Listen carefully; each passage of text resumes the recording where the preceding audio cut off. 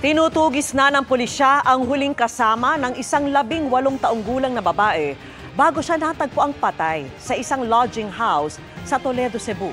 Ang ama ng biktima may panawagan sa suspect. At nakatutok si Marie Dumabok ng GMA Regional TV. Hindi pa rin matanggap ng ama ng grade 12 student na si May Fatima Tagaktak ang kalunos-lunos na nangyari sa anak. Nitong Huwebes nang magpaalam si May Fatima na may dance practice sa paaralan. Yun na pala ang huling beses niyang makikitang buhay ang 18 anyos na anak. Nagpunta pala ito sa isang lodging house sa Toledo, Cebu kasama ang isang Lorben Kabugsan Larut, 43 anyos.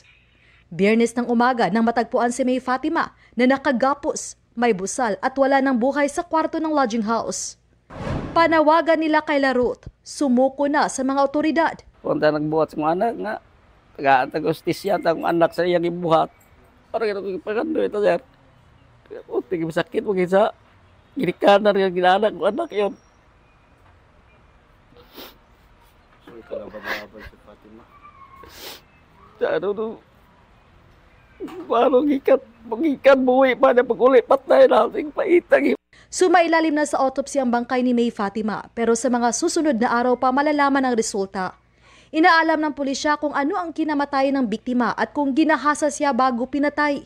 IOC of Toledo City, natay nakita dito nga, syempre gihagtied man to siya. And unsi pa nga, giput nga sa child handkerchief sa iyahang mouth. Ang cause of death, regarding sa ilahang progress report is wala pa since nga it's still to be examined. Ikinasa na rin ang region-wide manhunt operation laban sa suspect. Nakipag-ugnayan na rin ang pulisya sa kanilang counterpart sa Misamis Oriental para ibiripika ang impormasyon. May standing warrant ang suspect. Dahil naman sa pagpatay umano sa sarili niyang ama noong June 2023. Huling nakita si Larut sa Pier 1 ng Cebu City noong Biyernes ng gabi na naghahapunan kasama ang kanyang live-in partner.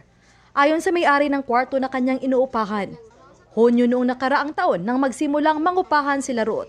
Nagtrabaho bilang barker o nag-a-assist ng mga pasaherong galing sa barko para makasakay ng taxi kapalit ng konting barya. Wa jud may magdahom nga anak to siya kay di makakain kita gyud nga badlungon siya.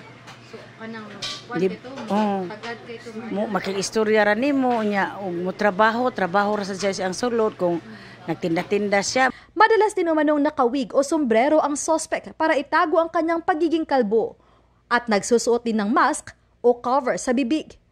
Dahil nakilala lang siya ng biktima sa social media, nagpaalala ang mga otoridad kaugnay ng mga nakakausap sa chat. I hope that ang kani ato mga parents is mahangyo mi no, uso karon ang crimes na pasimunuan using social media. Mula sa GMA Regional TV at GMA Integrated News, Marie Dumabok, nakatutok 24 oras.